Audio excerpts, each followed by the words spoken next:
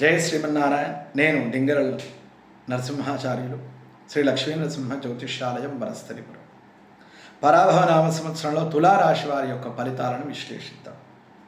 చిత్తా నక్షత్రం 3-4 పాదాలు, స్వాతి నక్షత్రం 1, 2, 3, 4 పాదాలు, విశాఖ 1, 2, 3 పాదాలు కలిపితే తులారాశి అవుతుంది.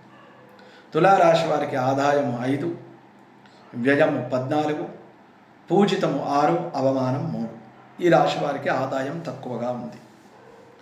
ఇక గురువు 9, 10, 11 స్థానాల్లో మార్చి 13వ తేదీ నుంచి 2027 మార్చి 20 వరకు 9, 10, 11 స్థానాలు సంచరిస్తూ ఉన్నాడు. 9వ స్థానం అనగా మే 31 వరకు, 11వ స్థానం అనగా అక్టోబర్ 31 నుంచి 2027 జనవరి 24 వరకు. ఈ మధ్యకాలాల్లో వాళ్ళకు శుభ ఫలితాలను పొందుతారు. వృత్తి, ఉద్యోగ, వ్యాపారాల్లో ధనలాభాన్ని గడిస్తారు. భూగృహ లాభాలు కలుగుతాయి.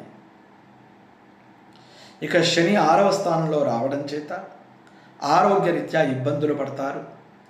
సుదూర ప్రాంతాలకు ప్రయాణాలు చేయవలసి వస్తుంది. విదేశాలకు వెళ్ళవలసి వస్తుంది. బంధుమిత్రులందరి చేత కొన్ని గొడవలు ఏర్పడే అవకాశాలు ఏర్పడతాయి.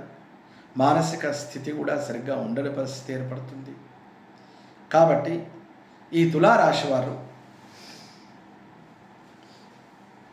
ప్రతి శనివారము శనీశ్వరుడికి 19 ప్రదక్షిణాలు చేసి నల్ల నువ్వులు నైవేద్యంగా సమర్పించి శుభ ఫలితాలను పొందాలి.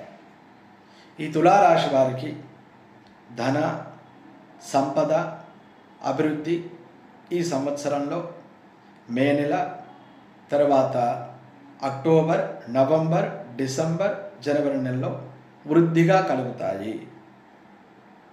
జై శ్రీమన్నారాయణ.